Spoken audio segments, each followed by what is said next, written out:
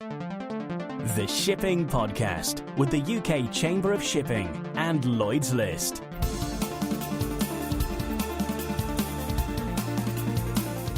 Hello and welcome to this latest edition of the Shipping Podcast from the UK Chamber of Shipping and Lloyd's List. I'm Jonathan Roberts.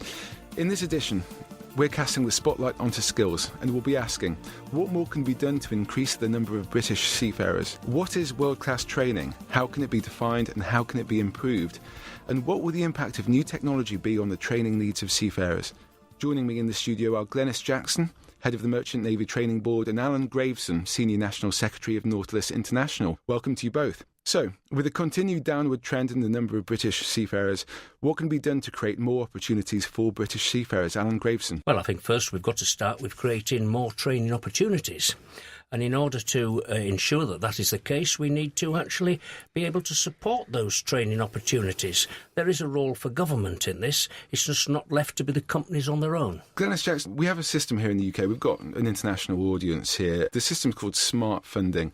This is a mechanism by which the government helps companies train more seafarers. Talk us through that, but crucially, is there enough government support? Okay, so smart funding, that is support for maritime training, has been around now for, I think the best part of 15 years. And it is available to companies who train officer cadets. And the funding that is available is, at the moment, is approximately a third of the actual cost of training. And it used to be a half, didn't it, when it was first introduced? That's one of the issues, really, that, we're really keen that government looks at in the forthcoming review of SMART, because training costs have risen considerably, certainly over the last 5-6 years or so, with the introduction of tuition fees for a start, and shipping companies in the UK fully cover the costs of seafarer training. So they will pay for those tuition fees. They will also pay for accommodation whilst they're at college. They will provide a training allowance to officer cadets, both in college and whilst they're at sea. There are the victualling costs at sea, but there's also a myriad of hidden costs. Getting a seafarer to and from a ship for their sea time periods can be hugely expensive, depending where that vessel happens to be at any one time. But you've got visas, you've got inoculations, you've got drug and alcohol tests, etc., etc., etc. So we're very much pressing government now for an increase in SMART and to put that differential back to where it was, to covering at least a half of the costs, at least a half. So we need to go back to 50%, don't we, Alan? I would argue that we do at least need to go back to 50%. It is a difficult one to answer. Let's face it. We're dealing with shipping, which in many instances can be one of the most profitable industries in the world. Yet that industry has a choice where it selects its labour from and where it trains its labour. Government is only too willing to support other sectors of British industry. It should therefore be prepared to support shipping. Shipping provides an enormous contribution to this nation, and it is what we as a nation depend upon. Now, I would say not 50%, I would say we need to move to 100%. European state aid guidelines provide for 100%. There's nothing whatsoever to prevent the UK government from actually providing 100% the full costs of funding under European state aid guidelines. And it's small fry money as well, isn't it, when it comes down to it? If you think the Department of Transport here in the United Kingdom has been able to find £50 billion to invest in rail services and road services, at the moment it's 15 million that they give towards seafarer training. Even if you double that, that's going to have a big impact. Yeah, we think it would have a considerable impact. A few years ago, when SMART was actually reduced, and only by £3 million, the figures, the statistics show the dip that caused in cadet training. And unfortunately, I think some companies haven't gone back to their original training, even though that money was put back in following an earlier SMART review. And of course, all budgets are stretched, and shipping companies, their training budget for officer cadets, if it stayed the same and hasn't reduced because of pressures, then of course you cannot train the same number of cadets as you could 5 and 6 years ago if you've only got the same money. We had some positive government statistics out just before Christmas. I don't think we believe them, do we? It said that there was a 2% rise in British seafarers. that's not right, that can't be right. Everything that's happening in the offshore sector in Scotland alone would negate any rise in other sectors. Isn't that right? No, not necessarily, actually. The cruise industry is expanding tremendously. And, of course, in addition to officers, there are other people in key positions on those ships. And while we concentrate upon officers, we must not forget ratings. Absolutely. Now, there is some welcome development with apprenticeships. However, they are difficult to get off the ground, and it can be frustrating at times. We certainly need to push ahead with apprenticeships, and certainly they have a key role in providing technical staff to shipping, and particularly to specialist ships of a high risk, of a high value in nature. Alan's absolutely right. You know, we are working very hard with shipping companies, with both RMT and Nautilus, and obviously with the colleges and the MCA, to develop a range of rating apprenticeships in England, and they are mirrored in Scotland as well. So that's covering deck, engine room. There will be electrotechnical ratings included in that, and also maritime caterer and onboard services apprenticeships. So it's clear there's a lot going on. Perhaps before we move on to the next stage of this podcast, can we clear up a myth that I hear about all the time, which is there's plenty of people out there, perhaps they're on the periphery of the industry, but they tell me constantly, we just need to promote careers at sea to younger people. That's just a myth. It's more than that, isn't it? It's not there's a lack of young people wanting to go to sea. It's a lack of opportunities to give them. I would answer that first by saying, yes, that's quite right. There's multiple applications for the positions that are available. Companies are not offering sufficient places for training because of the costs of training in the United Kingdom, which needs to be addressed. It's no good ignoring the problem. It's the elephant in the room. It has to change, and it should change fast. There's plenty of young people wishing to enter into a career, not a career at sea, but a career in the shipping industry, not only on our ships, but also in our maritime infrastructure, in all our ports throughout the United Kingdom, and indeed in the City of London. Yeah, and just to sort of confirm that, we run the Careers at Sea brand for careers promotion, national careers promotion for the Merchant Navy. Absolutely no shortage of interest from young people. I know, I've seen the traffic on your website. It's pretty impressive, I have to say. All right, we're going to move on. We're going to move on to the next stage of the discussion. We've talked before on this podcast and elsewhere of how the UK provides world-class training. But what do we mean by that? Why is it world-class? And what do we do and what do we need to do to drive training standards even higher? Glenys Jackson.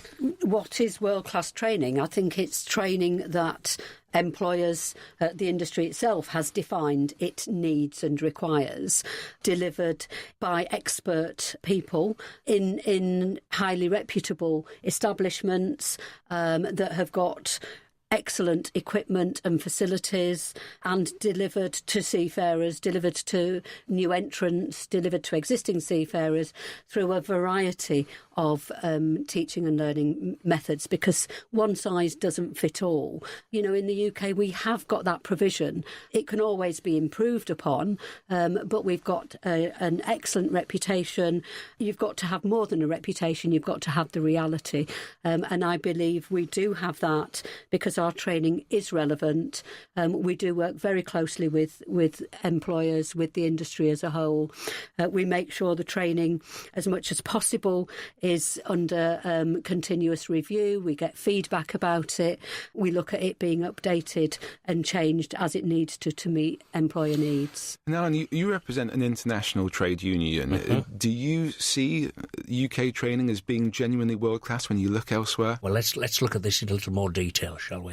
I do agree with what Glenys has said to a point, and only to a point.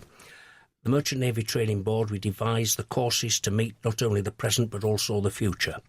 And we have some of the finest lecturing staff in the world. But when we look at our colleges, we do really have to take a serious look at them. Some of them, I regret to say, are somewhat like museums. They really need a complete refurbishment, and not one simulator doth a college make.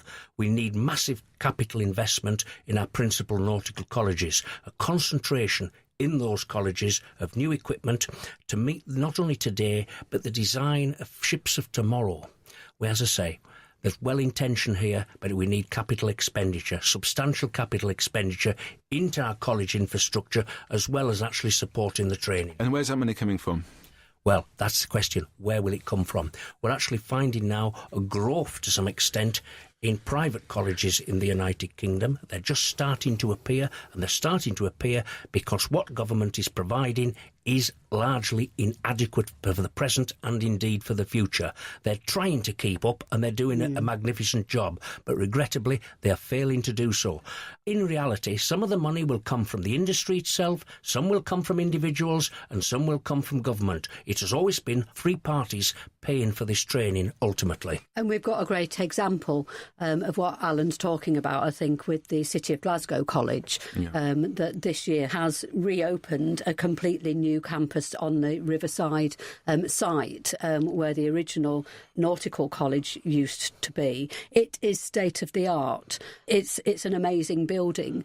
There's still more to be done there in terms of ensuring it's as fully equipped as it needs to be. But it is a very, very good start, and it's very encouraging that other colleges, can look at that and see what can be achieved. But colleges have to fight very, very hard to get funding, and that's where it should be easier for them to be able to access the monies that are needed. I've been to the City of Glasgow College myself. It's an absolutely stunning facility. But are we saying then that if this capital investment does not come in, at some point the concept of the UK as a world-leading maritime trainer is going to disappear? Are you being that strong about it, Alan? Yes, I am being that strong about it. And while we have a magnificent college in Glasgow, I question what we've actually got inside that new building. Yes, they've got the building, now they need to put a lot more into it, and that requires investment. It is a useful step, but bear in mind, this has only occurred in Scotland, not in England, and I think that needs to be noted, the difference.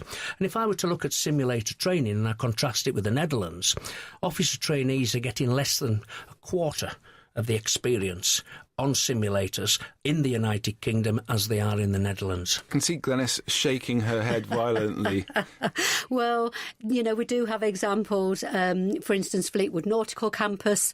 In fact, in this month's edition, or the March edition of the Nautilus Telegraph, there is an article on the new engineering facilities at Fleetwood Nautical Campus. So there's been a considerable injection of funding there. Warsash Maritime Academy are looking to invest more in training, and that's part of the reason that they are looking to make a move of a lot of their seafarer training to the Southampton Solent University campus.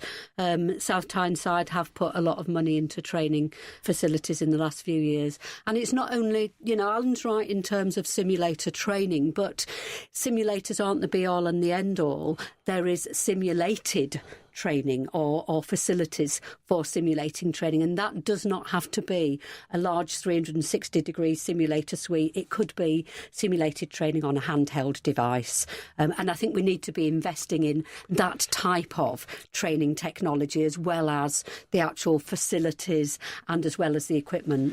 So is that what is going to keep us world class? They're investing in very specialised equipment, the kind of equipment that maybe very few other countries in the world are investing in. Is that going to give us the cutting edge in the future? Yes, I think it will do. I think we've got to move even beyond simulators to virtual reality training.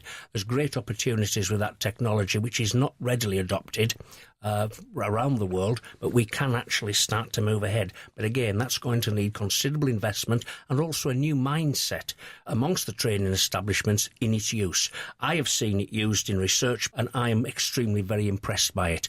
Yes, bringing it into the training of seafarers will be a significant step, but it has occurred. It has occurred, I know, in Canada, and I believe we need to do it here, and we need to take it further. And it takes sort of imagination and creativity, doesn't it, in the classrooms and the boardrooms of these colleges to actually think, let's not worry about what's happening right now. What's going to be happening in what are the needs of shipping companies in 5 years and 10 years? What is the cutting edge of technology? And funnily enough, that brings us on to our next and final question for today, which is all about technology, particularly its impact on seafarers in the future. We're approaching an era now of autonomous vessels that could require no crew at all, but also smart vessels with automated systems requiring a very small crew. So what will the impact be on training requirements? And the obvious question is, I guess, what will be the impact on jobs be? Alan? Well, this is an issue that I have written about, and also as a Martin Stopford economist. You'll find actually things never quite turn out as they should be. Now, shipping is not what we would call an early adopter. And that's not necessarily a bad thing, because things can go in the wrong direction. You've got to do things at the right time. And when we look at history, we've seen from the 17th, 18th, 19th, indeed 20th centuries, progress was inevitably slow in adoption of new technology. But arguably it was right when it took place at the right time. We're now on the edge of arguably the fourth industrial revolution. And we're going to see changes in the next 10, 20 years that are absolutely unimaginable. Now, we shouldn't fear this. This will give opportunity for jobs. New technical jobs will appear as others disappear. That has always been the case of history, and people should learn from history in that respect. Yes, crews may well be smaller, and I would suggest it can offer a better lifestyle for people, particularly if we adopt an airline-type approach to the actually manning of our general trading vessels. So I guess the days of seafarers putting up sails was behind us. The idea of seafarers shoveling coal into a furnace is behind us. I guess we're, again, talking about the end of seafaring as we know it. Is that right, Glenys? Well, it's an interesting one. Vessels need to be able to move around the world's oceans, and they need to have systems in place to enable them to do that, and they need to have people to ensure those systems are as efficient and as effective as possible. And ships at the moment do sail on top of the water. I'm not a seafarer myself, but I believe there is going to be a need for some seafaring skills well into the future. How they actually manifest themselves and need to be utilised with smart systems, potential autonomous vessels, we don't yet know, but we really need to keep abreast and on top of all of those things. And what's the role of the Merchant Navy Training Board going to be in all this? You're going to be busy in the next few years, right? We're busy now because we are. Well, this last year we've had a project that we've called Training 2025, and that has been exactly to review all of the training, to review how the MNTB itself works, and to review seafarer training right across the piece. And interestingly, with regard to sort of the potential autonomous vessel developments, we have been contacted by an organisation that has government funding to look at developments in this area. And we're looking at this body coming along to our next board meeting, to update our board. But they are very interested in the role that the MNTB may be able to play in ensuring that there are robust training arrangements in place for whatever those training arrangements need to be, and that there's oversight. I think they're particularly keen that there's a body like the MNTB, we're quite an autonomous body in a sense. Whilst we're a part of the UK Chamber of Shipping, our constituent parts, the trade unions, education and training, the shipping companies, with the regulator on board, then, we are there to oversee the training that is needed. So training that is needed now and into the future, I think there will be an interesting role for the MNTB. Yes, indeed, there is an interesting role, but let's just take a step back. I mean, we've gone into this frenzy of autonomous ships without really thinking it through. And if we look to the other changes when we brought in things like chronometers and gyro compasses and radars and electronic charting, it takes time, and it will take time. Although, yes, the time span might be shorter, and generally in peacetime, technological development is much shorter. Now, looking to the future, yes, we saw a movement from sail over to steam. Actually, it was to coal, and as you rightly identified, we then moved to oil. We're now looking to move through LNG. Clean form of fuel, good for the industry, clean image. We're not going to see those dreadful seabirds splashing around in heavy oil anymore. shipping has got an opportunity here to burn a clean fuel that is not damaging the atmosphere or indeed hazardous to people. That shift is starting to occur. Ships are being placed on order now, including cruise ships, and also ships are being re-engined. So we change the fuel. Then we've got to look at the control systems. There will be opportunities for people in both the construction and indeed the manufacture and the maintenance of those ships to a very highly skilled trade. More like what we've got with the airline industry today. Yes, you can take an engine off, bolt another engine on, but you do need to put in the infrastructure in place. Infrastructure for bunkering, for LNGs, and also an infrastructure for both repair and maintenance of those ships, which in itself could be problematic. You can have the invention, but it'd be no good unless it's economic. It's got to be economic, otherwise the industry will not adopt it. Yeah, and I think evolutionary things of that nature, those things will happen. The timescales we don't know. I would like to think, and I think the MNTB itself would very much want and expect to be at the centre of some of those developments and ensuring that the industry is best placed to have the skilled workforce of the future that it needs. Either way, the future is probably going to be here a lot quicker than we think it might be. So we'd better get ready. Look, all that's left for me to do is thank my studio guests, Glenn S. Jackson and Alan Graveson. You can follow the UK Chamber on Twitter at UK Shipping and Lloyd's List at Lloyd's List. We'll be back for our next edition soon when we'll be discussing the UK's forthcoming referendum on the membership of the European Union. But for now, thank you for listening.